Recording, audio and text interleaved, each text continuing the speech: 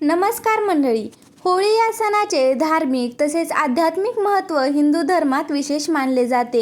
होलिका दहनानंतर होळीच्या राखेने केलेले उपाय अतिशय प्रभावी मानले जातात. आज मी तुम्हाला अशाच काही उपायाबद्दल सांगणार आहे जे होळीच्या राखेने केले जाऊ शकतात, ज्यामुळे तुमच्या आर्थिक अडचणी दूर होण्यात मदत होईल. तसेच या उपायामुळे देवी लक्ष्मीचा आशीर्वाद देखील आपल्याला मिळतो. हे उपाय केल्याने वर्षभर तुमच्या घरावर देवी लक्ष्मीचा कृपा आशीर्वाद राहील. या उपायांचे पालन केल्याने तुमची संपत्ती वाढेल आणि तुमची अडकलेली कामे सुद्धा पूर्ण होतील. तुमच्या घरात देवी लक्ष्मीचे आगमन होईल आणि तिचा कृपा आशीर्वाद देखील तुम्हाला मिळेल. चला तर मग मी तुम्हाला आजच्या व्हिडिओमध्ये काही उपाय सांगणार आहे. त्यासाठी तुम्ही व्हिडिओ शेवटपर्यंत पहा आणि आपल्या चॅनलवरती नवीन असाल तर आपल्या चॅनलला सबस्क्राईब करा. नंबर 1. होलिका दहनाच्या रात्री विशेष करून आर्थिक संकटावर मात करण्यासाठी हा प्रभावी उपाय केला जातो. यामध्ये बघा, पिंपळाच्या झाडाखाली आपल्याला गाईच्या तुपाचा दिवा लावायचा आहे आणि त्यानंतर पिंपळाच्या झाडाला 7 वेळा परिक्रमा करायची आहे आणि तसेच देवी लक्ष्मी आणि भगवान विष्णू यांचे ध्यान देखील करायचे आहे. असे केल्याने घरात समृद्धी येते आणि पैशाची समस्या दूर होते. असे मानले जाते की होलिका दहनाच्या रात्री पिंपळाच्या झाडाखाली दिवा लावून प्रदक्षिणा केल्याने घरात धन समृद्धी वाढते. या काळात लक्ष्मी आणि विष्णूची पूजा केल्याने आर्थिक समस्या दूर होतात. नंबर 2. यासाठी आपल्याला होळीची राख घ्यायची आहे आणि ती एका लाल कापडात बांधायची आहे. त्या राखेबरोबरच आपल्याला एक पैशाचं नाणं देखील त्या कापडात बांधायचं आहे.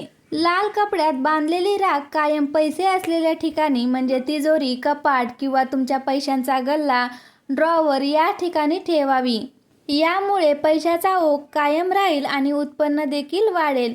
या उपायाने पैशाची तंगी दूर होण्यास मदत होते. पैसा येत राहील आणि तुमची कमाई देखील वाढू लागेल. नंबर 3. या होलिका दहनाच्या राखेच्या उपायाने तुमच्या व्यवसायात आणि नोकरीत प्रगती होऊ शकते. ही राख एका कपड्यात बांधून आपल्या घराच्या किंवा दुकानाच्या, ऑफिसच्या गेटवर कोणाच्याही नजरेत न येईल अशा पद्धतीने बांधून ठेवावी. असे केल्याने व्यवसायात वाढ होते आणि वाईट नजरेपासून संरक्षण होते. तसेच रखडलेले व्यवसाय पुन्हा सुरू होतो असे मानले जाते.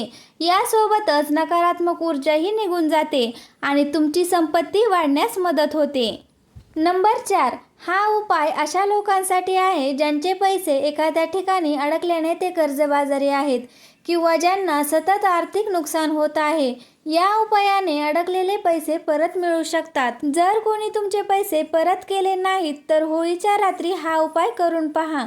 यातून तुम्हाला आर्थिक फायदा होऊ शकतो. होलिका दहनाच्या वेळी तुम्हाला हा उपाय करायचा आहे. यामध्ये रस्त्यातील चौकात दक्षिण दिशेला खड्डा खणावा लागतो.